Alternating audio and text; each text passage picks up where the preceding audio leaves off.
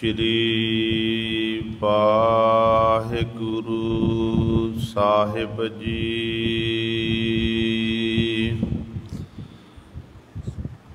तेरे कवन कवन गुण कह कह गावा, तू साहिब गुणी निधाना। तुमरी महिमा वरन न साको, तू ठाकुर ऊच भगवाना। मैं हर हर नाम तर सोई, ज्यों पावै त्यों राख मेरे साहिब। मैं तुझ बिन अबर न कोई, मैं ताण दीवान तू है मेरा स्वामी। मैं तुझ आगे अरदास, मैं होर थाओ नाही, जिस पह करो बेनंती।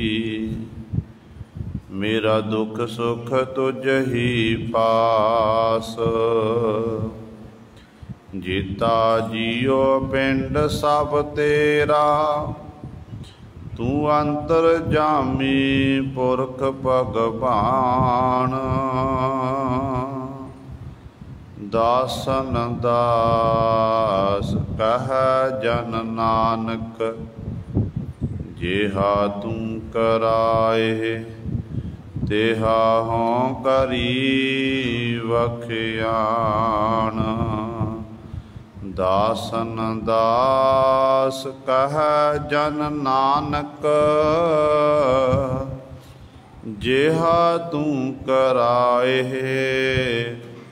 तेहा हों करी वखियान। बाणी गुरु गुरु है बाणी, विच बाणी अमृत सारे। गुर बाणी कहे सेवक जन मानै, पर तख गुरु निस्तारे। सो कहो डल गुर सेविया, अहनस सहज सुभाए। दर्शन परसै गुरु कै, जन्म मरण दुख जाए। होवै सिफत खसामदी, नूर अरसो कुरसो झटिया।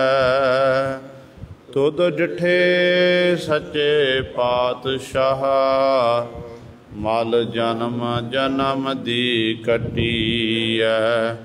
सज्जन सच्चा पातशाह, सिर साहांदै साहो। जिस पास बैठिया सोहिया, सबना दा बेसाहो। सतनाम। श्री वाहिगुरु साहिब जी। मारू महला तीजा। नाम अमोलक अगम अपारा, ना को हुआ तोलन हारा। आपे तोले तोल तोलाए, गुर शब्दी मेल तो लाया। नाम अमोलक अगम अपारा, ना को हुआ तोलन हारा। आपे तोले पाए। गुर शब्दी मेल तो लाया,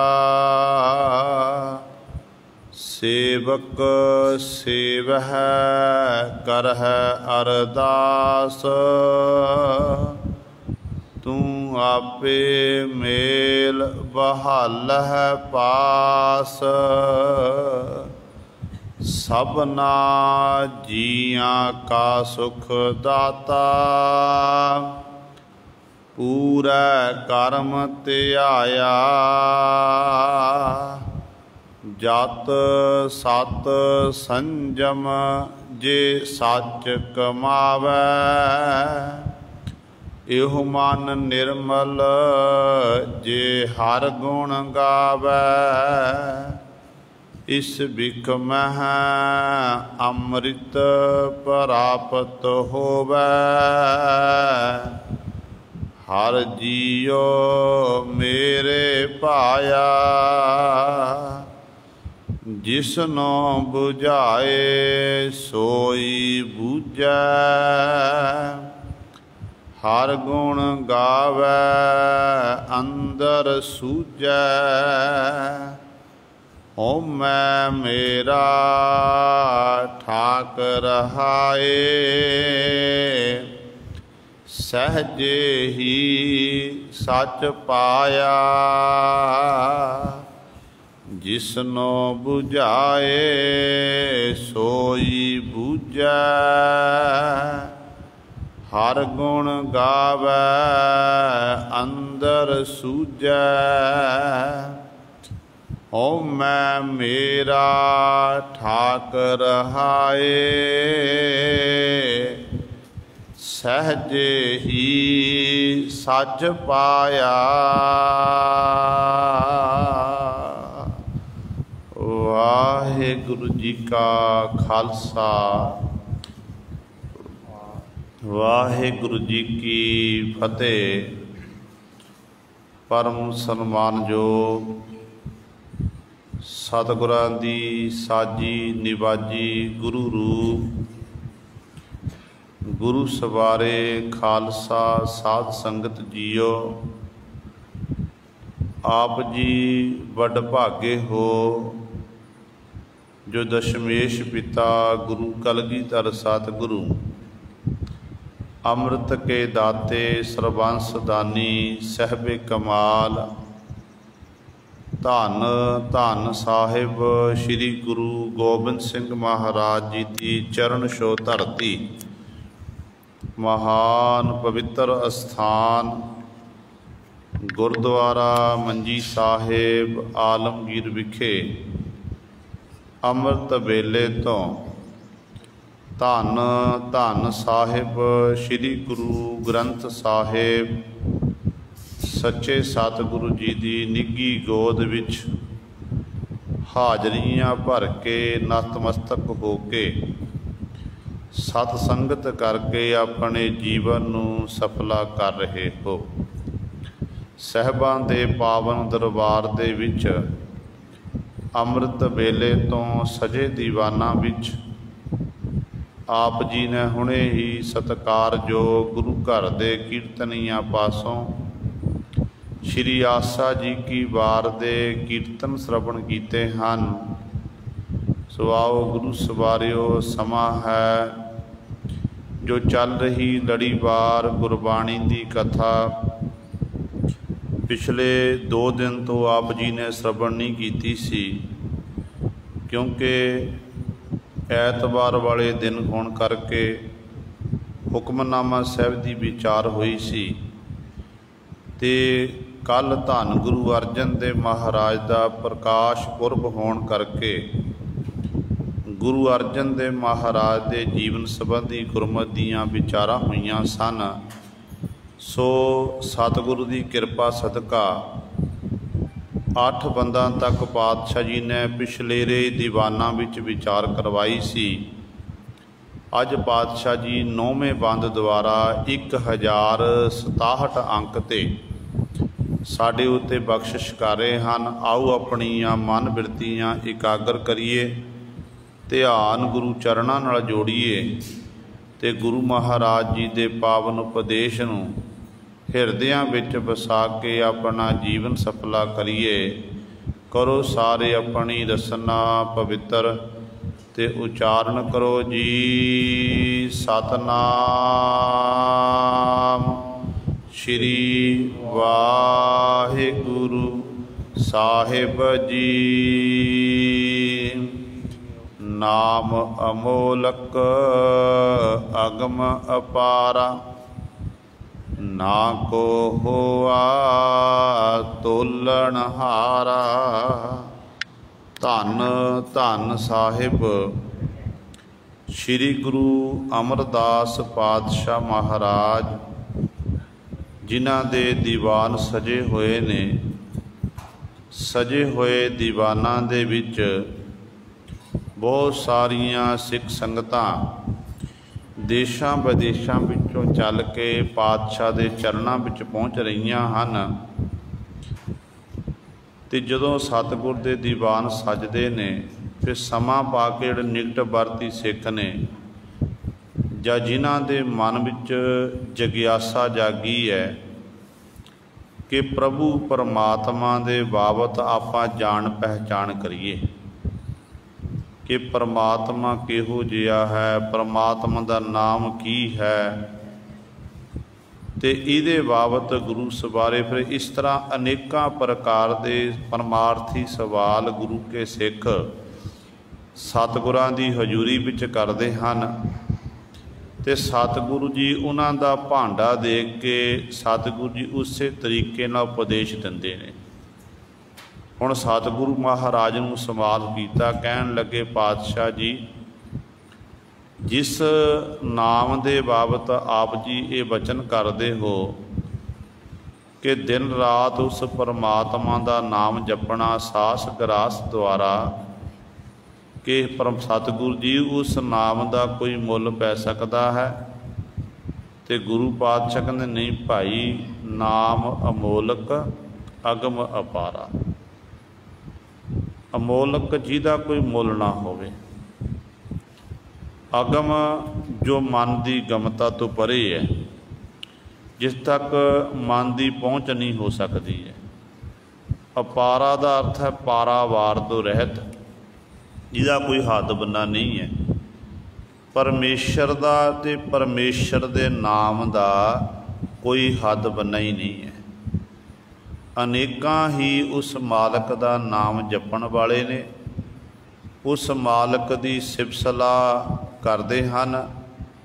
ਤੇ ਸਿਫਤ ਸਲਾਹ ਕਰਕੇ ਜਦੋਂ ਵੀ ਕਿਸੇ ਨੂੰ ਪੁੱਛਿਆ ਗਿਆ, ਜਦੋਂ ਆਪਣੀ ਮੰਜ਼ਿਲ ਤੱਕ ਪਹੁੰਚਦੇ ਨੇ ਤੇ ਉਹ ਇਹੀ ਆਖਦੇ ਨੇ ਕਿ ਭਾਈ ਪਰਮਾਤਮਾ ਬੇਅੰਤ ਹੈ, ਉਹਦਾ ਨਾਮ ਵੀ ਬੇਅੰਤ ਹੈ, ਉਹਦਾ ਕੋਈ ਅੰਤ ਨਹੀਂ ਹੈ। ਇਹੀ ਅੱਗੋਂ ਉਹਨਾਂ ਦਾ ਉੱਤਰ ਹੁੰਦਾ ਹੈ। ਤੇ ਗੁਰੂ ਸਾਹਿਬਾਨ ਜੀ ਵੀ ਇੱਥੇ ਹੀ ਬਚਨ ਕਰਦੇ ਨੇ, ਕਹਿੰਦੇ ਪਰਮਾਤਮਾ ਤੇਰੇ ਗੁਣਾਂ ਦਾ ਕੋਈ ਅੰਤ ਨਹੀਂ, ਤੂੰ ਬੇਅੰਤ ਹੈ। ਫਿਰ ਤੇਰੇ ਨਾਮ ਦੇ ਬਾਬਤ ਆਪਾਂ ਕਿਵੇਂ ਦੱਸਣਾ ਕਰੀਏ? ਜਿਵੇਂ ਸੰਸਾਰੀ ਵੱਡੀ ਤੋਂ ਵੱਡੀ ਸ਼ੈ ਹੋਵੇ, ਵੱਡੇ ਤੋਂ ਵੱਡਾ ਪਦਾਰਥ, ਕੀਮਤਨ ਪਦਾਰਥ ਹੋਣ, ਉਹਨਾਂ ਦਾ ਮੁੱਲ ਪੈ ਜਾਂਦਾ ਹੈ। ਉਹਨਾਂ ਨੂੰ ਤੱਕੜੀ ਵਿੱਚ ਤਰਾਜੂ ਵਿੱਚ ਤੋਲ ਕੇ ਦੱਸਿਆ ਜਾ ਸਕਦਾ ਹੈ, ਪਰ ਪ੍ਰਮਾਤਮਾ ਦੇ ਨਾਮ ਨੂੰ ਤੋਲਣ ਵਾਲਾ ਕੋਈ ਨਹੀਂ ਹੈ। ਨਾ ਕੋ ਹੋਆ ਤੋਲਣ ਹਾਰਾ। ਸਤਿਗੁਰੂ ਕਹਿੰਦੇ ਨਾ, ਕਹਿੰਦੇ ਕੋਈ ਇਹੋ ਜਿਹਾ ਅੱਜ ਤੱਕ ਪੈਦਾ ਹੋਇਆ ਜਿਹੜਾ ਪਰਮਾਤਮਾ ਦੇ ਨਾਮ ਨੂੰ ਤੋਲ ਕੇ ਦੱਸ ਦਵੇ। ਸਤਿਗੁਰੂ ਮਹਾਰਾਜ ਦੇ ਆਪਾਂ ਸੂਹੀ ਰਾਗ ਵਿੱਚ ਬਚਨ ਪੜ੍ਹਦੇ ਹਾਂ। ਸੂਹੀ ਰਾਗ ਦੇ ਵਿੱਚ ਪਾਤਸ਼ਾਹ ਜੀ ਫਰਮਾਨ ਕਰਦੇ ਨੇ ਕਿ ਕੌਣ ਤਰਾਜੀ ਕਵਣ ਤੁਲਾ, ਤੇਰਾ ਕਵਣ ਸਰਾਪ ਬੁਲਾਵਾ। ਕੌਣ ਗੁਰੂ ਕੈ ਪਹਿ ਦੀਖਿਆ ਲੈਵੈ, ਕੈ ਪਹਿ ਮੁੱਲ ਕਰਾਵਾ। ਮੇਰੇ ਲਾਲ ਜੀਓ ਤੇਰਾ ਅੰਤ ਨਾ ਜਾਣਾ, ਤੂੰ ਜਲ ਥਲ ਮਹੀਲ ਭਰਪੁਰ ਲੀਣਾ, ਆਪੇ ਸਰਬ ਸਮਾਣਾ। ਸਤਿਗੁਰੂ ਮਹਾਰਾਜ ਬਚਨ ਕਰਦੇ ਨੇ ਕਿ ਕੌਣ ਤਰਾਜੀ, ਉਹ ਤੱਕੜੀ ਕਿਹੜੀ ਹੈ ਜਿਹਦੇ ਵਿੱਚ ਕਹਿੰਦੇ ਤਰਾਜੂ ਵਿੱਚ ਪਰਮਾਤਮਾ ਦਾ ਨਾਮ ਤੋਲਿਆ ਜਾ ਸਕੇ। ਕਵਣ ਤੁਲਾ, ਉਹ ਬੱਟੇ ਕਿਹੜੇ ਨੇ ਜਿਹਦੇ ਰਾਹੀਂ ਕਹਿੰਦੇ ਪਰਮਾਤਮਾ ਦੇ ਨਾਮ ਨੂੰ ਤੁਲ ਕੇ ਦੱਸਿਆ ਜਾ ਸਕਦਾ ਹੈ। ਭਾਵ ਨਾ ਕੋਈ ਤੱਕੜੀ ਹੈ, ਨਾ ਤਰਾਜੂ ਤੋਲਣ ਵਾਲਾ, ਗੁਰੂ ਸਾਹਿਬ ਤੋਲਣ ਵਾਲਾ ਕੋਈ ਹੈ। ਉਹ ਪਰਮਾਤਮਾ ਆਪਣੇ ਆਪ ਤੋਂ ਪੈਦਾ ਹੋਇਆ, ਆਪਣੇ ਨਾਮ ਦੀ ਕੀਮਤ ਵਾਹਿਗੁਰੂ ਆਪ ਹੀ ਜਾਣਦਾ ਹੈ। ਉਹ ਤੋਂ ਬਿਨਾਂ ਕੋਈ ਨਹੀਂ ਜਾਣ ਸਕਦਾ। ਫਿਰ ਸਤਿਗੁਰੂ ਕਹਿੰਦੇ ਨੇ ਮੇਰੇ ਲਾਲ ਜੀਓ ਤੇਰਾ ਅੰਤ ਨਾ ਜਾਣਾ। ਲਾਲ ਪਰਮੇਸ਼ਰ ਨੂੰ ਆਖਣਾ ਕੀਤਾ, ਕਹਿੰਦੇ ਤੇਰੇ ਅੰਤ ਨੂੰ ਨਹੀਂ ਜਾਣਿਆ ਜਾ ਸਕਦਾ। ਹਾਂ ਤੂੰ ਰਹਿੰਦਾ ਕਿੱਥੇ ਹੈ? ਤੇ ਪਾਤਸ਼ਾਹ ਕਹਿੰਦੇ ਮੇਰੇ ਲਾਲ ਜੀਓ ਤੇਰਾ ਅੰਤ ਨਾ ਜਾਣਾ। ਤੂੰ ਜਲ ਥਲ ਮਹੀਲ ਭਰਪੁਰ ਲੀਣਾ, ਆਪੇ ਸਰਬ ਸਮਾਣਾ। ਤੂੰ ਜਲਾਂ ਦੇ ਵਿੱਚ ਵੀ ਹੈ, ਥਲਾਂ ਦੇ ਵਿੱਚ ਵੀ ਹੈ, ਧਰਤੀ ਦੇ ਵਿੱਚ ਵੀ, ਆਕਾਸ਼ ਦੇ ਵਿੱਚ ਵੀ ਹੈ। ਭਾਵ ਤੂੰ ਕਣ ਕਣ ਵਿੱਚ ਸਮਾਇਆ ਹੋਇਆ ਹੈ। ਤੇਰੇ ਬਾਬਤ ਤੂੰ ਹੀ ਜਾਣਦਾ, ਜੀਵ ਨਹੀਂ ਕੁਝ ਦੱਸ ਸਕਦਾ ਹੈ। ਇਸ ਕਰਕੇ ਤੂੰ ਬੇਅੰਤ ਹੈ। ਇਸ ਕਰਕੇ ਸਤਿਗੁਰੂ ਇੱਥੇ ਪ੍ਰਮਾਣ ਕਰਦੇ ਨੇ, ਕਹਿੰਦੇ ਭਾਈ ਉਸ ਮਾਲਕ ਦਾ ਨਾਮ ਜਿਹੜਾ ਹੈ ਅਮੁੱਲਕ ਹੈ, ਮਨ ਦੀ ਗਮਤਾ ਤੋਂ ਪਰੇ ਹੈ, ਅਪਾਰ ਹੈ। ਉਹਨੂੰ ਨਾ ਕੋ ਹੋਆ ਤੋਲਣਹਾਰਾ। ਕੋਈ ਇਹੋ ਜਿਹਾ ਜੀਵ ਅੱਜ ਤੱਕ ਪੈਦਾ ਨਹੀਂ ਹੋਇਆ। ਜਾਂ ਅਵਤਾਰੀ ਪੁਰਸ਼ ਵੀ ਆਪਾਂ ਕਹਿ ਦਈਏ, ਵੱਡੇ ਵੱਡੇ ਅਵਤਾਰੀ ਪੁਰਸ਼ ਹੋਏ ਨੇ ਸੰਸਾਰ ਦੇ ਵਿੱਚ, ਉਹ ਵੀ ਗੁਰੂ ਸਵਾਰਿਓ ਮਾਲਕ ਦੇ ਨਾਮ ਦੇ ਅੰਤ ਨੂੰ ਨਹੀਂ ਪਾ ਸਕੇ। ਵਡਿਆਈ ਕੀਤੀ ਹੈ। ਪਰਮੇਸ਼ਰ ਦਾ ਸਰਗੁਣ ਸਰੂਪ ਬਣ ਕੇ ਸੰਸਾਰ ਵਿੱਚ ਜ਼ਰੂਰ ਆਏ ਨੇ, ਪਰ ਜਦੋਂ ਆਪਾਂ ਉਹਨਾਂ ਦੀ ਵਿਚਾਰਧਾਰਾ ਨੂੰ ਪੜ੍ਹਦੇ ਹਾਂ ਤੇ ਉਦੋਂ ਪੜ੍ਹ ਕੇ ਪਤਾ ਲੱਗਦਾ ਕਿ ਉਹਨਾਂ ਨੇ ਵੀ ਮਾਲਕ ਨੂੰ ਬੇਅੰਤ ਆਖਣਾ ਕੀਤਾ ਤੇ ਉਹਦਾ ਅੰਤ ਨਹੀਂ ਪਾ ਸਕੇ। ਇਸ ਕਰਕੇ ਸਤਿਗੁਰੂ ਮਹਾਰਾਜ ਅਗਲੀ ਪੰਕਤੀ ਬਚਨ ਕਰਦੇ ਹਨ, ਕਹਿੰਦੇ ਨੇ ਆਪੇ ਤੋਲੇ ਤੋਲ ਤੋਲਾਏ, ਗੁਰ ਸ਼ਬਦੀ ਮੇਲ ਤੋਲਾਇਆ। ਆਪੇ ਤੋਲੇ, ਵਾਹਿਗੁਰੂ ਜਿਹੜਾ ਪਰਮੇਸ਼ਰ ਹੈ, ਹੇ ਪ੍ਰਭੂ ਜੀ ਤੁਸੀਂ ਆਪ ਹੀ ਤੋਲਣ ਵਾਲੇ ਹੋ। ਜਿਹੜੇ ਤੈਨੂੰ ਭਾਉਂਦੇ ਨੇ, ਚੰਗੇ ਲੱਗਦੇ ਹਨ, ਉਹਨਾਂ ਉੱਤੇ ਆਪ ਜੀ ਬਖਸ਼ਿਸ਼ ਕਰਕੇ ਉਹਨਾਂ ਪਾਸੋਂ ਆਪਣੇ ਨਾਮ ਦੀ ਕੀਮਤ ਪਾ ਦਿੰਦੇ ਨੇ। ਭਾਵ ਆਪ ਹੀ ਤੋਲਣ ਵਾਲਾ, ਆਪ ਹੀ ਤਲਾਉਣ ਵਾਲਾ ਹੈ। ਤੇ ਗੁਰ ਸ਼ਬਦੀ ਮੇਲ ਤੁਲਾਇਆ, ਜਿਨ੍ਹਾਂ ਦਾ ਗੁਰੂ ਦੇ ਸ਼ਬਦ ਨਾਲ ਮਿਲਾਪ ਹੋ ਜਾਂਦਾ ਹੈ, ਜਿਹੜੇ ਗੁਰੂ ਦੇ ਸ਼ਬਦ ਨਾਲ ਇੱਕਮਿਕ ਹੋ ਜਾਂਦੇ ਨੇ, ਉਹ ਗੁਰੂ ਦੇ ਸ਼ਬਦ ਨਾਲ ਜੋੜ ਕੇ, ਉਹਨਾਂ ਨੂੰ ਜੋੜ ਕੇ ਪਰਮਾਤਮਾ ਫਿਰ ਆਪਣੇ ਨਾਮ ਨੂੰ ਤੁਲਾ ਸਕਦਾ। ਭਾਵ ਜੇ ਪਰਮਾਤਮਾ ਨੂੰ ਭਾਵੇਂ ਚੰਗਾ ਲੱਗੇ ਨਾ ਤੇ ਵਾਹਿਗੁਰੂ ਇਹ ਕਾਰਜ ਕਰਾ ਸਕਦਾ ਹੈ, ਤੇ ਜੀਵ ਦੇ ਵੱਸ ਦੀ ਗੱਲ ਨਹੀਂ ਹੈ। ਸ਼ਬਦ ਨਾਲ ਜੁੜਾਂਗੇ, ਸ਼ਬਦ ਸੁਰਤੀ ਦਾ ਸੁਮੇਲ ਹੋਵੇਗਾ ਤੇ ਸਾਡੀ ਜਿਹੜੀ ਨੇੜਤਾ ਹੈ ਪਰਿਪੂਰਨ ਪਰਮਾਤਮਾ ਨਾਲ ਦਿਨੋਂ ਦਿਨ ਵੱਧਦੀ ਜਾਵੇਗੀ। ਪਰ ਜਿਸ ਦਿਨ ਸ਼ਬਦ ਨਾਲ ਆਪਾਂ ਟੁੱਟ ਗਏ ਤੇ ਉਨੀ ਹੀ ਸਾਡੀ ਪਰਮਾਤਮਾ ਨਾਲ, ਗੁਰੂ ਸਾਹਿਬਾਨ ਨਾਲ ਬਿੱਥ ਵੱਧ ਜਾਣੀ ਹੈ। ਇਸ ਕਰਕੇ ਤੋਲਣ ਵਾਲਾ ਆਪ ਹੈ, ਤਲਾਉਣ ਵਾਲਾ ਵੀ ਆਪ ਹੀ ਹੈ, ਸ਼ਬਦ ਨਾਲ ਮਿਲਣ ਵਾਲਾ ਵੀ ਵਾਹਿਗੁਰੂ ਆਪ ਹੀ ਹੈ। ਸੇਵਕ ਸੇਵਹਿ ਕਰਹਿ ਅਰਦਾਸ, ਤੂੰ ਆਪੇ ਮੇਲ ਬਹਾਲਹਿ ਪਾਸ। ਅਗਲੇ ਬੰਦ ਵਿੱਚ ਸਤਿਗੁਰੂ ਜੀ ਪ੍ਰਮਾਣ ਕਰਦੇ ਨੇ, ਕਹਿੰਦੇ ਨੇ ਹੇ ਪਰਮਾਤਮਾ ਜਿਹੜੇ ਤੇਰੇ ਸੇਵਕ ਨੇ ਨਾ, ਉਹ ਤੈਨੂੰ ਸੇਵਦੇ ਨੇ, ਤੇਰੀ ਸੇਵਾ ਕਰਦੇ, ਤੈਨੂੰ ਚੇਤੇ ਕਰਦੇ ਹਨ। ਫਿਰ ਤੇਰੇ ਚਰਨਾਂ ਵਿੱਚ ਤੇਰੇ ਸੇਵਕ ਜਨ ਅਰਦਾਸ ਕਰਦੇ ਨੇ। ਹੁਣ ਸੇਵਕ ਕੌਣ ਹੈ? ਸੇਵਕ ਦੀ ਪਰਿਭਾਸ਼ਾ ਕੀ ਹੈ? ਜਦੋਂ ਆਪਾਂ ਗੁਰਬਾਣੀ ਪੜ੍ਹਦੇ ਹਾਂ, ਗੁਰਬਾਣੀ ਵਿੱਚ ਸੇਵਕ ਦੇ ਪਰਥਾਏ ਪਾਤਸ਼ਾਹ ਜੀ ਨੇ ਬਚਨ ਕੀਤੇ ਨੇ। ਕਹਿੰਦੇ ਨੇ ਭਾਈ ਸੇਵਕ ਉਹ ਹੈ ਜਿਹੜਾ ਗੁਰੂ ਦੀ ਟਹਿਲ ਸੇਵਾ ਕਰਦਾ, ਗੁਰੂ ਦੀ ਹਜ਼ੂਰੀ ਵਿੱਚ ਰਹਿ ਕੇ ਗੁਰੂ ਦੇ ਹੁਕਮ ਦੀ ਪਾਲਣਾ ਕਰਦਾ ਹੈ। ਸੇਵਕ ਕੋ ਸੇਵਾ ਬਣ ਆਈ, ਹੁਕਮ ਬੂਝ ਪਰਮ ਪਦ ਪਾਈ। ਇਹ ਸੇਵਕ ਦੀ ਪਰਿਭਾਸ਼ਾ ਪਾਤਸ਼ਾਹ ਨੇ ਬਿਆਨ ਕੀਤੀ ਹੈ।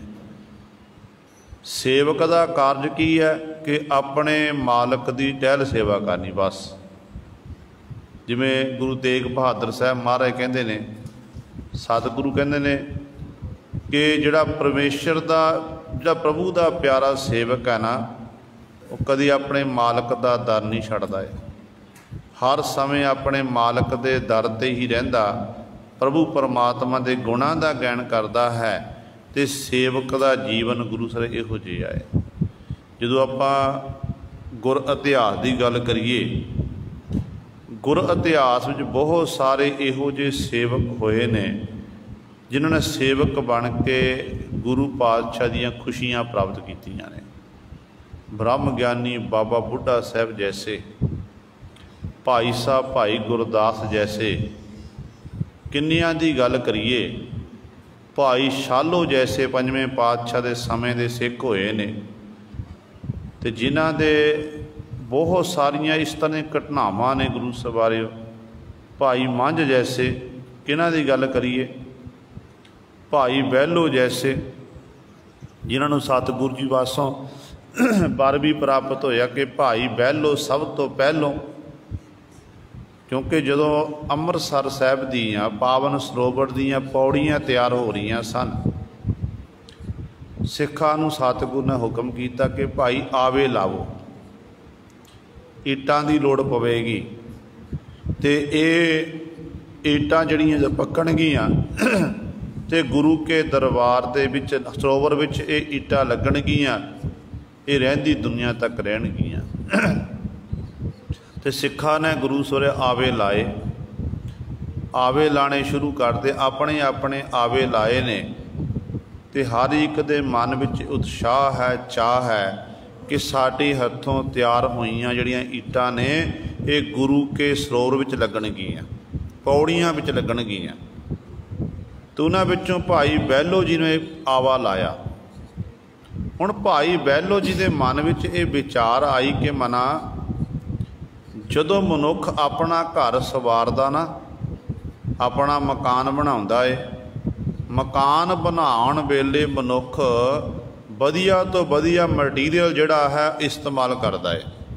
ईटां मजबूत, सीमट वधिया, सरिया वधिया, हर एक चीज़ वधिया तो वधिया अपनी समर्था मुताबिक कोशिश करदा है ताकि मेरा घर जिहड़ा मजबूत होवे। फिर विचार आई कि मना जिहड़ा ये घर ये साडा सारियां दा घर है। एक घर तां वो है जिथे असीं अपने परिवार दे बच्चियां दे सहित रह रहे हैं। एक घर साडे जिहड़ा पिओ दादे का खोल डिठा खजाना तां मेरा मन भिया निधाना। गुरु रामदास पातशाह का घर, गुरु अर्जन देव महाराज का घर, जिथों सानू साड़ियाँ सारियां लोड़ां पूरीआं हुंदियां ने, जिथे साड़ियाँ सानू पदार्थ भी मिलते हैं तो आत्म खुराक भी प्राप्त हुंदी है। ये विचार करके भाई बहलो जी सोचते ने कि इहो जी थां बनाई जाए, इहो ईटां वधिया होणियां चाहीदियां हन ताकि मेरे गुरु के सरोवर विच जदों ईटां लगन तो मजबूत होवे, टुटे ना। फिर पुछदे ने कि भाई ये ईटां जड़ियां ने किवें आवा किवें पकदा है। सियाणियां नूं पुछिया, जिहड़े ये किरत करते सन उन्होंने पुछिया कि आवा वधिया किवें पकदा है। तो किसी ने दसिया, कहन लगे भाई बहलो जी जे इहदे इस आवे विच कूड़ा करकट पाया जाए, विष्टा पाई जाए तो फिर ये जिहड़ा आवा है मजबूत होवेगा। जदों गुरु के सेवक भाई बहलो जी ने यह सुनिया, अमृतसर के इलाके दे विच ते गुरु सवारे गड्ढा लैके विचरते ने, लोकां दे घर घर जाके लोकां दे घरों उन्हां दा कूड़ा करकट इत्यादि सब कुछ इकट्ठा कर लिया। इकट्ठा करके उपरंत उस आवे विच पाया, उन्होंने ईटां नूं पकाया। जदों ईटां पक के आवा पक गया तो पंजवें पातशाह महाराज फिर विचरते हुए गुरु से कल्ले कल्ले सिख का आवा देखते हैं, कल्ले कल्ले सिख का आवा देखते हैं तो सिख उत्ते बख्शा करते जाते हैं। कि भाई तेरा आवा वधिया बनिया, तेरी सेवा सतगुर के दर ते प्रवान हो गई। जो कल्ले कल्ले सिख दे इस तरह सेवा देखते आए, फिर बारी आई है भाई बहलो जी के आवे दी। तो जिथे भाई बहलो जी ने आवा लाया मजबूत ने, तेरा आवा बहुत वधिया है, मजबूत है, पक गया है, ये किवें पकाना कीता। हालांकि सतगुरु जी अंतरजामी ने, पातशाह जानते सब कुछ ने, पर फिर भी पुछते ने, कहते भाई बहलो ये तेरा आवा इन्ना वधिया किवें पक्या। तो भाई बहलो जी ने हाथ जोड़े कहन लगे, पातशाह तुहाडियां तुसी जानते हो, तुसी ही बनाने वाले, तुसी ही पकाने वाले हो, मैनूं तां कुछ पता नहीं। मेरा काम है, सेवक का काम है कि अपने गुरु के हुक्म की पालना करनी। तुसी हुक्म किया कि आवा लाओ, तुहाडे हुक्म नाल आवा लाना शुरू किया, लवाया भी पातशाह तुसां ने। मेरी इन्नी बुद्धि नहीं है, अकल नहीं है मेरे को इन्नी कि मैं अपनी मत अनुसार ये आवा ला सकां। तो सतगुरु कहते पकाइयां किवें ने, आवे तो लाए साडी बुद्धि साडे हुक्म अनुसार, पर दस ये तेरे आप पक्या किवें है। कहते भाई बहलो जी हथ जोड़ी जावे। तो फिर किसी सिख ने दसिया, कहन लगे कि पातशाह जी भाई बहलो जी ने लोगों के घरों जाके कूड़ा करकट इत्यादक वो कत्तर किया, घर घर जाके मंगिया, फिर पातशाह वो पाया, तो जिस करके फिर ये आवा भाई साहब का वधिया बनिया है। तो गुरु पातशाह तो रहा नहीं गया, धन गुरु अर्जन देव महाराज ने भाई बहलो जी नूं अपनी गल बकड़ी विच लै लिया, तो गल बकड़ी विच लैके बर देना कीता कि भाई बहलो सब तो पहलो। ये बख्शिश कर दी गुरु सवारियो। तो एडी वड्डी बख्शिश कहण दा भाव है कि इहो जिहड़े सेवक ने ना, गुरु पातशाह के समय बड़े बड़े इहो जिहे सेवक होए ने जिन्होंने सेवक बन के सेवा की है, पर कदे अपना आप नहीं जनाना कीता। ते माफ करना, आपां गुरु घर विच जां गुरु घर दे नाल संबंधित आपां 2 दिन 4 दिन महीना सेवा कर ली ना, साडे मन च माण आ जाता कि आपां सेवा करते हैं, मैं गुरु घर का फलाना काम किया है, मैं आ किया है। नहीं, गुरु सर कदे भी मान नहीं करना। ये सोचे गुरु के दर की सेवा सतगुरु लिया रहे हैं साडे पासों, तो ये सोचना कि सेवा मैं नहीं करता, मेरा गुरु मेरे पासों करवा रहा है। मेरे च ये ताकत नहीं है कि मैं सेवा कर सकां, मेरे गुरु ने बख्शिश की है तां मैं सेवा करता हाँ। तो गुरु जो असीं इस तरह सोचांगे तो गुरु पातशाह ने होर ज़्यादा बख्शिशां करनियां। तो भाई बहलो जी उत्ते पातशाह ने बख्शिश की, तो गुरबाणी का फरमान है कि सेवा करत होए निहकामी, तिसको होत प्राप्त स्वामी। निहकामी जो कामना तो रहत हो के सेवा करते हैं।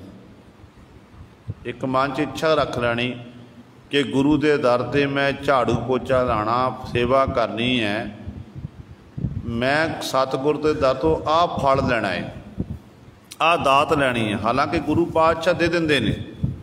बाबे आदम जी ने दात मंगी सी ना, बिरत अवस्था विच आए सी, सेवा करते हैं, बालन ढो ढो के लैके आउंदे ने, लंगरां लई एक अपने को रखते हैं। इच्छा सी कि गुरु के दर तो मैनू पुत्र प्राप्त होवे, पर गुरु सवारियो बिरध अवस्था होण करके जिथे डॉक्टर भी मना कर देंदे ने कि ये उम्र जिहड़ी है बच्चा पैदा करने वाली नहीं है। तो गुरु रामदास पातशाह के दर तो बाबे आदम की झोली भरी गई। सो बाबे आदम की झोली भरी गई, कहण दा भाव है कि भाई भगतू नामे पुत्र गुरु रामदास पातशाह ने बख्शिश कीता सी। सो कई इतिहासकार लिखते हैं कि जो गुरु रामदास पातशाह जो सेवा तो प्रसन्न हुए ना, भाई भगतू इस तरह भाई बहलो इस तरह सद्या गया बाबे आदम नूं, ते बाबा आदम जी नूं आख्या, कहन लगे पातशाह पुत्र की दात बख्शो। कहते गुरु रामदास पातशाह महाराज अंतर ध्यान हो गए सन। सतगुरु अंतर ध्यान होए तो कहन लगे सिखा थोड़े समय दा नेत्र खोले सिखा, तेरे कर्मां दे विच पुत्र नहीं है। जदों आख्या ना तेरे कर्मां पुत्र नहीं है, पति पत्नी नाराज हो गए, आस मुक गई कि गुरु नानक दे घर पुत्र नहीं। असीं तां बड़ा नाम सुन के आए सी ते सतगुरु ने आख दिता एक ही सहारा सी गुरु नानक दा घर, ते उत्थों भी जवाब मिल गया। निराश होए ने, पर सतगुरु कहणगे पर साडे घर 4 पुत्र होने सी, साडे घर 4 पुत्र होने सी ते चौथा पुत्र असी तुहानू दिता। पातशाह कहन लगे निशानी उदा नाम भाई भगतू रखना है। निशानी ये होवेगी कि जन्म लैंदियां सार ही उस बच्चे दे जिहड़े केस ने वो चिट्टे होणगे। ते गुरु सवारे ये पातशाह ने बख्शिश कीती सी। सो कहण दा भाव जदों आपां गुरु दे दर ते सेवा करिए, जो मंग लईए वो प्राप्त हो जाता है। हुण सेवा की बाबे आदम जी ने ते पुत्र की दात में, ये तो जे पदार्थवादी सोच होने करके मन दियां इच्छावां सतगुर पूरियां होईयां, पर जिहड़े कामना तो रहत हो के सेवा करते हैं उन्हां उत्ते गुरु दियां बहुत ज़्यादा बख्शां हुंदियां ने ते सतगुरुआं दी झोलियां भर दिंदे ने। ते सेवक दा काम की है कि सेवक गुरु दे दर ते रह के सेवा करता है। सतगुरु कहते ने सेवक सेव है, सेवक बन के प्रभु का प्यारा उस मालक नूं सेव है चेते करता है। ते की करता है, कर है अरदास, ते मालक दे चरणा च अरदास बेनती करता।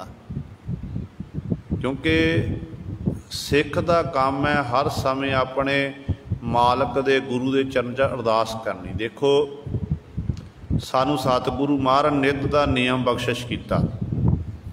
नित दा नियम अमृत वेले उठ के नाम बाणी का अभ्यास करना, 5 बाणी नितनेम करना, ते फिर संध्या वेले सोदर करनी, सौण वेले सोहले साहिब जी दे पावन बाणी का जाप करना है। ते गुरु पातशाह दा हुक्म है कि तिन्ने समय सिख ने अरदास जरूर करनी है। अरदास जो बड़ी ताकत है। जिस दिन एकाग्र चित्त हो के गुरु के चरणों च अरदास बेनती हो जाए ना, वो फिर अरदास कदे व्यर्थ नहीं जाती है। पर गल की है, जन बनना पवेगा, बिरथी कदे ना होवे। जन की अरदास नानक जोर गोबिंद का पूर्ण गुणतास। तो जन बन के अरदास करांगे तो अरदास कदे व्यर्थ नहीं जाती है। सिख ने बार बार अरदास करनी है। तो कई गुरमुख ऐसे ने जिवें उन्होंने नित का नियम बनाया होया कि अरदास बेनती 3 समय करनी है, तो वो कई ऐसे ने 101 अरदास भी करते हैं गुरु सवारे। सारे दिन च सवेर तो लैके शाम तक 101 अरदास। हुण वो अरदास 101 अरदास किवें करनी है?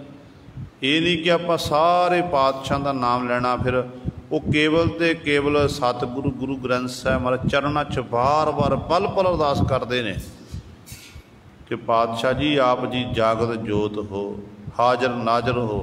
हाजर नाजर हो जान के हर समय एकाग्र चित्त हो के मन करके अरदास ही करते रहते हैं।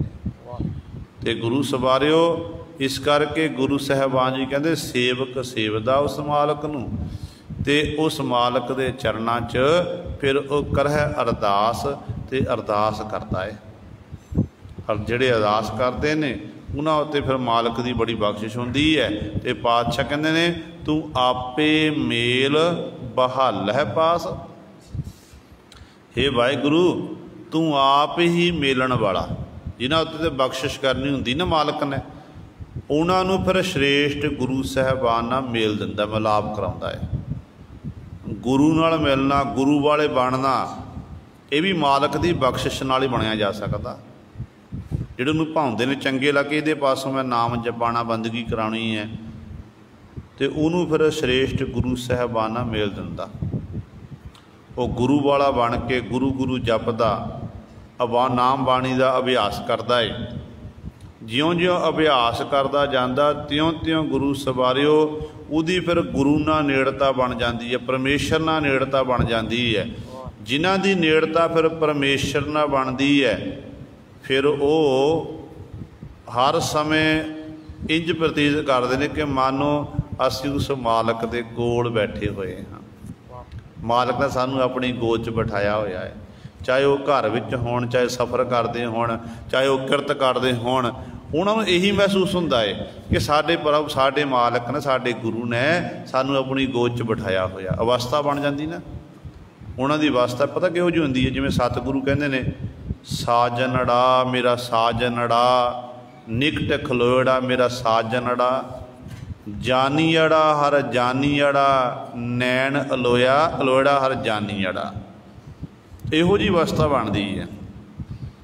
हर समय अपने सज्जण नूं मालक नूं अपने नेड़े खलोता देखते ने, अपने नेत्रां दे नाल सारियां थावां ते उस मालक नूं जाणदे कि वो मालक ही रमिया होया सारियां थावां ते उहदा ही वासा है। पर जिहदे उत्ते गुरु की किरपा हुंदी ना, वो इस अवस्था का फिर धारनी बनता है। आप ही परमेश्वर गुरु नाल मिलाण वाला ते आप ही गुरु सवारियो उन्हां ते बख्शिश करके फिर उन्होंने अपने पास कोल बिठाउंदा है। सबना जियां का सुख दाता पूरा कर्म ते आया।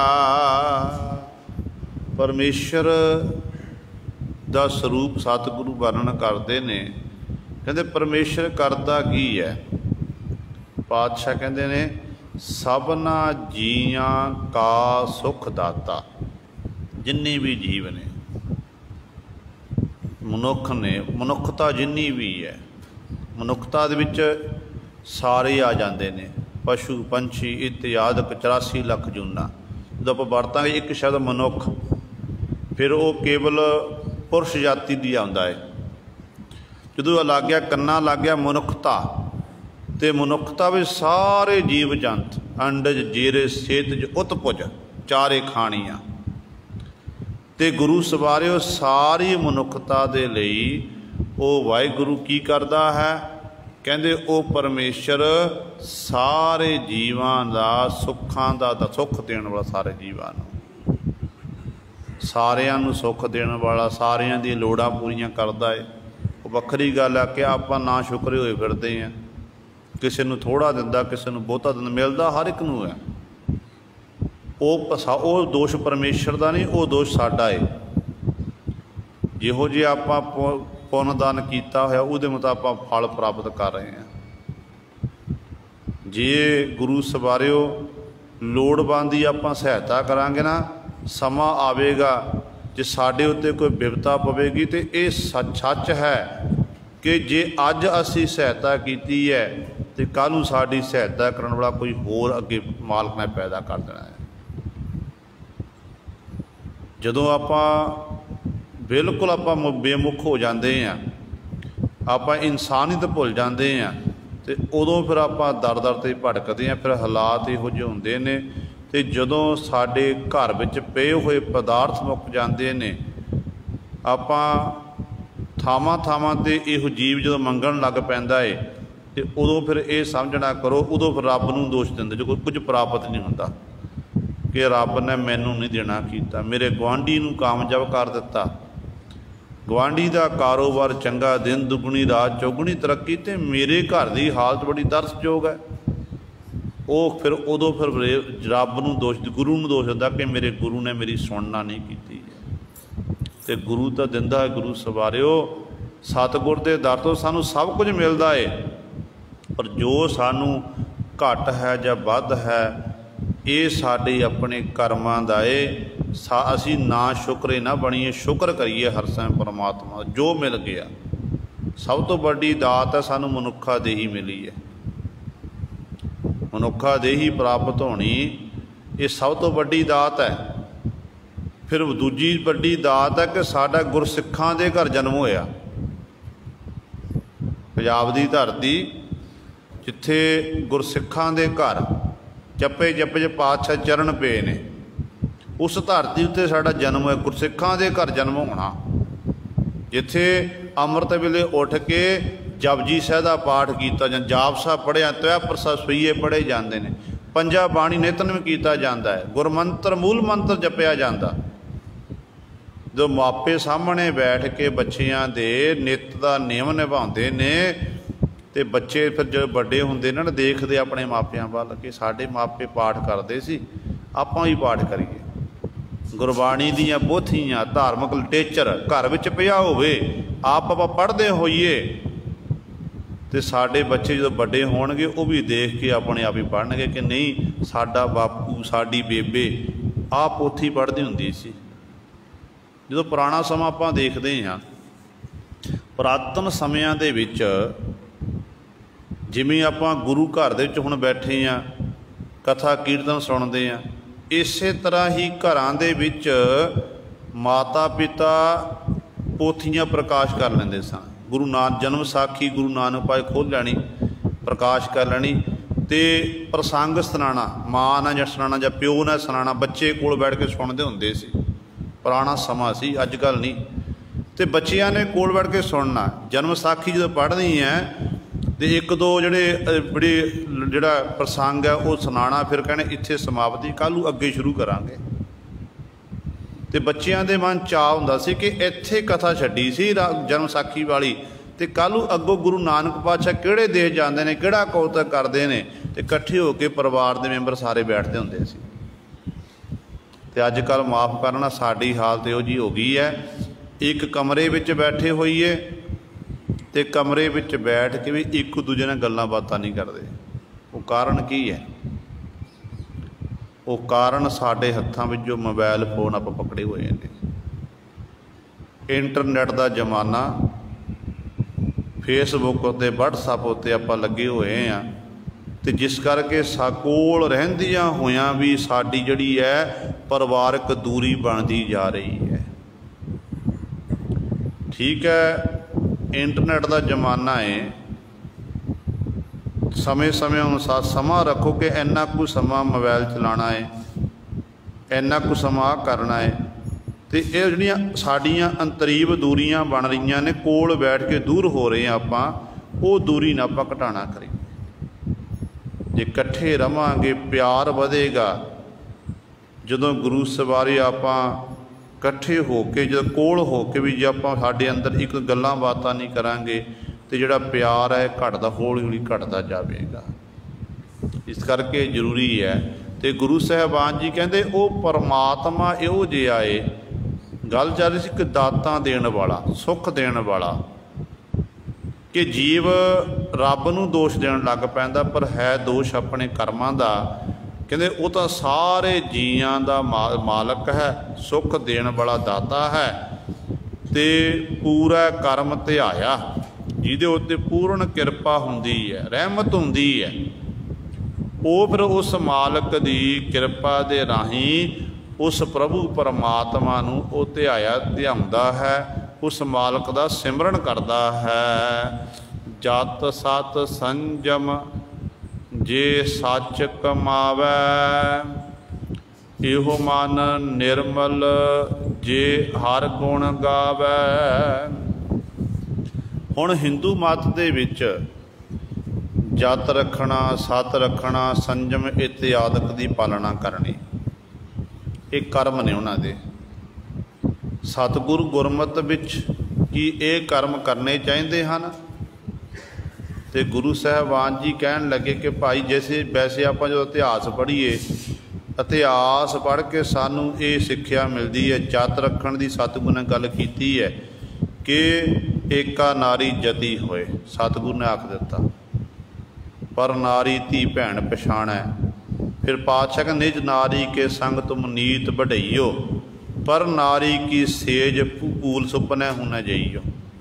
कलगीधर पातशाह के बचन ने कि सुपने दे विच भी पराई इस्तरी दी ऐ सिक्खा तो संगत नहीं करनी है।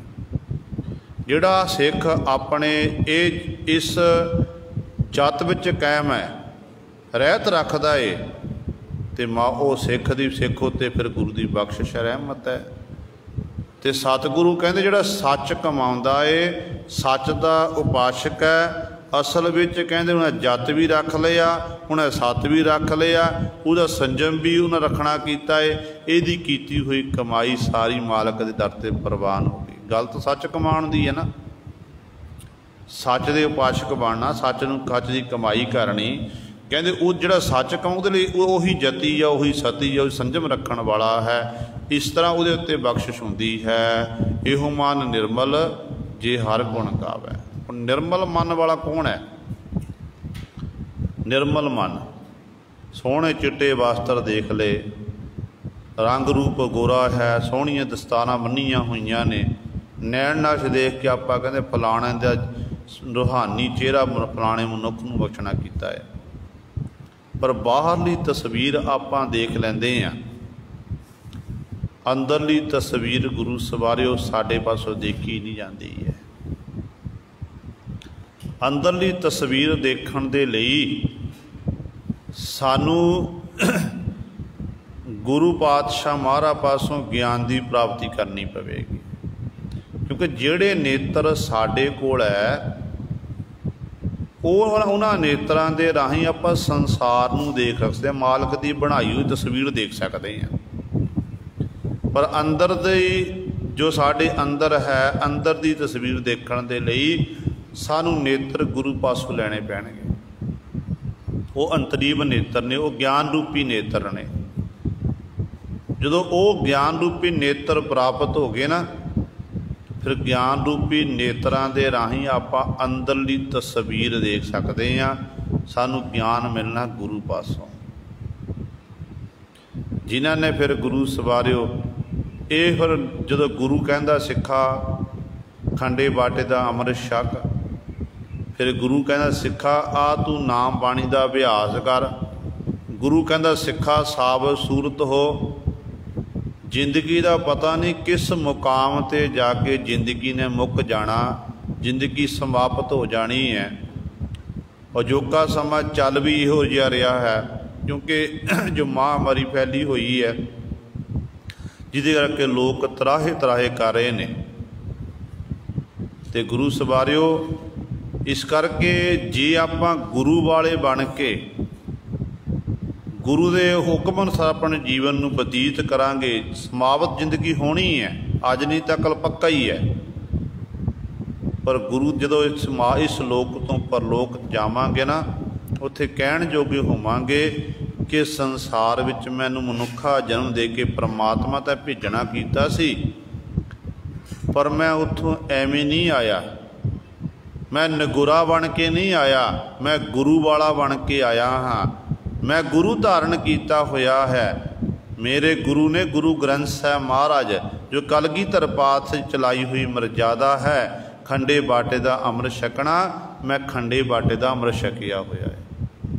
जो मालक की दरगाह विखे ये आखेगा जग सिखर तो कहण जोगा होवेगा, तो कलगियां वाले पातशाह ने जाके बाँह पकड़नी कि बाकी फिर मेरा सिख है भाई है, बाकी खंडे बाटे का अमृत छकिया है, साबत सूरत है। तो गुरु कलगीधर पातशाह जी बाँह पकड़नगे, इत्थे भी सतगुरु बाँह पकड़ते हैं, उस लोक विच भी सतगुरु बाँह पकड़ते हैं। पर गल की है कि सानू गुरु उत्ते विश्वास होना चाहिए। देखो एक बेनती, गुरु नानक साहब महाराज ने जदों जनेऊ पहनान लग्या हरदयाल पुरोहित,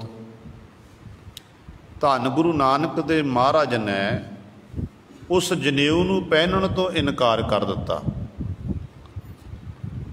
फिर उसे ही गुरु नानक दी 9वीं जोत धन गुरु तेग बहादुर साहब महाराज ने उसे ही तिलक जनेऊ की खातर सतगुरु जी ने अपने शीश की कुर्बानी देना की।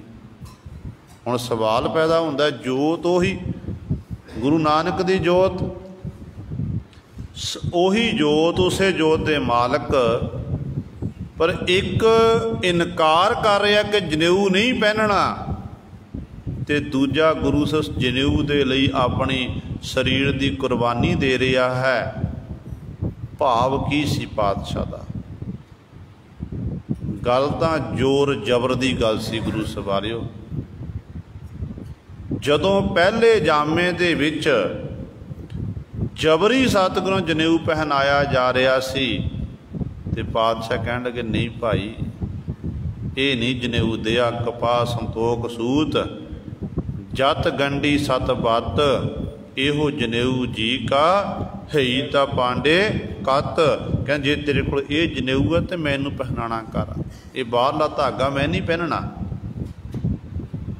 फिर जदों उसे उही जनेऊ वाले उही ही बोदियां वाले तिलकां वाले जदों आनंदपुर साहिब की धरती ते गुरुद्वारा गुरु के महल भोरा साहिब जो उत्थे पहुँचे ने आके, जदों आपां तख्त श्री केसगढ़ साहिब विख जांदे आ ना, बहुत तादाद विच आपां केवल तख्त श्री केसगढ़ साहिब मत्था टेक के आ जाते हैं।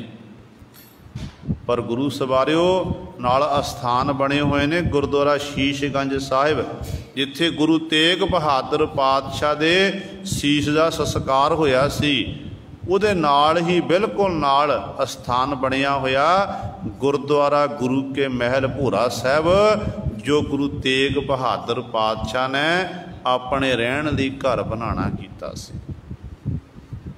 ओही अस्थान है जिथे आके इन्हां पंडित किरपा राम की अगवाई दे विच इन्हां कश्मीरी पंडितां दा वफद आनंदपुर साहिब की धरती सतगुरां कोल आके फरियादी होया सी। हुण एक जबरी जनेऊ पहना रहे सन ते पातशाह ने इनकार कर दिता। नौवें जामे विच जबरी जनेऊ उतार रहे सन ते पातशाह कहण लगे ये भी नहीं कि जबरी ना पहनना ना जबरी उतारन देना। जे मन करदा कोई उतार दे वक्री गल है, पर जबर जोर जुल्म दे नाल नहीं उतारिया जाना। ते गुरु सवारियो ते सतगुरु जी ने इस तरह वे धर्म दे धुरंधर बने ने। पर माफ़ करना, गुरु नानक पातशाह ने क्यों आख्या जे दिया कपाह संतोख सूत जत गंडी सत बट इहो जनेऊ जी का है तां पांडे कत। पातशाह ने आखना कीता सी जी अज गुरु सरे मानो सतगुरु महाराज गुरु नानक पातशाह सरीरक तौर पर संसार च हुंदे ते अज पर सतगुरु ने साडे वल देख के भी सानू भी यही आखना सी। ते माफ़ करना, साडी हालत इहो जी हो गई है ते कई खंडे बाटे का अमृत छक लैंदे। मुबारक है, 5 ककारां दी वर्दी पहननी ये बड़े भागां दी निशानी है। पर वर्दी पहन के 5 ककार पहन के खंडे बाटे का अमृत छक के ना रहत रखनी, ना बाणी पढ़नी, ना नितनेम करना, ना अमृत वेले उठना, जे आपां ये कर्म नहीं करते हैं तो माफ़ करना साडे लई फिर जिहड़े ये पहने हुए ककार एक तरह जनेऊ दी न्याई हैं। जे आप इन्हों पहन के नाम बाणी का अभ्यास करते हैं, रहत विच परपक्क हाँ, फिर साडा ये असली श्रृंगार है। जिवें एक स्त्री अपने सुहापन दे श्रृंगार करदी ना शीशे अगे खलो के, ते गुरसिख का ये श्रृंगार है। फिर 5 ककार जिहड़े गुरसिख पहनदा है उहदा श्रृंगार हन। जे सिख इन्हों पहन के गुरु सवारियो नाम बाणी का अभ्यास करता है तो समा इजाजत नहीं दे रहा। तो गुरु साहबान जी कृपा करते हैं, कहते भाई जिन्हां उत्ते इहो मन निर्मल जे हर ये मन तां निर्मल हो सकदा जे कहते हरि परमात्मा के गुणां का गैन किया जाए, हरि की सिफत सलाह की जाए। इस बिख मह अमृत प्राप्त होवै हर जियो मेरे भाया। इस बिक में बिख जहर, जहर विचों ही कहते अमृत प्राप्त हो सकता। कदों हो सकता? जदों हरि परमात्मा मेरे प्रभु परमात्मा नूं भावे चंगा लगे। गुरबाणी कहती है यह विस संसार तुम देखदे इहो हर का रूप है। जिहड़ा हुण गुरु साहब विषयी पुरुष है उन्होंने संसार विच देखण विषय नज़र आउणगे, उन्होंने विषय नज़र आउणगे। चोर चोर चोरी करदा है उन्होंने सारे चोर जापणगे। जिहड़ा रब दा प्यारा है उस मेरे परमेश्वर की कुदरत नूं प्यार करन वाला है, उन्होंने फिर इस संसार दे विच बसिया होया निरंकार नज़र आवेगा। फिर वो सतगुरु महाराज बाबा आख देवेगा कि बलिहारी कुदरत बसिया तेरा अंत ना जाई लखिया। कल तो वह भी मनुख है तो दूजा भी मनुख है। हर एक दी विचारधारा वक्री वक्री। जिन्होंने कुदरत विच बसिया होया परमात्मा नज़र आ गया, वाहिगुरू नज़र आ गया, उन्हां लई फिर ये अमृत बिख विचों अमृत उन्होंने प्राप्त हो गया। जिन्हां ने संसार में विषय बेकार ही देखना कीते ने ते गुरु सवारे उन्होंने फिर जहर ही प्राप्त हो, जहर ही नज़र आवेगा, वो जहर ही पीणगे। ते सतगुरु कहते ने इस विख विचों ही उन्हां गुरमुखां नूं अमृत प्राप्त हो जाता है। जी किन्हां नूं जिहड़े साडे विख साडे अंदर ने, 5 विषय अंदर ने ते अमृत भी अंदर ही है, वो फिर विख नूं छड्ड के जहर नूं छड्ड के नाम रूपी अमृत नूं प्राप्त कर लैंदे ने। ते जिहड़े इस तरह नाम रूपी अमृत नूं प्राप्त करते हैं, कहते वो फिर जिहड़े जीव ने उस मालक नूं प्रभु नूं हर जियो मेरे भाया, मेरे प्रभु नूं वो जीव भाया चंगा लगता है। वो जीव मालक के दर दे गुरु के दर से वो प्रवान हुंदा है। ये गुरु सवारियो सतगुरु महाराज ने साढ़े उत्ते बख्शिश की है। 10 बंदा तक पातशाह ने विचार कर, 11 बंदा तक, बाकी रहिंदे शब्द की विचार आपां कल वाले दीवाना च करांगे। होइयां भुलां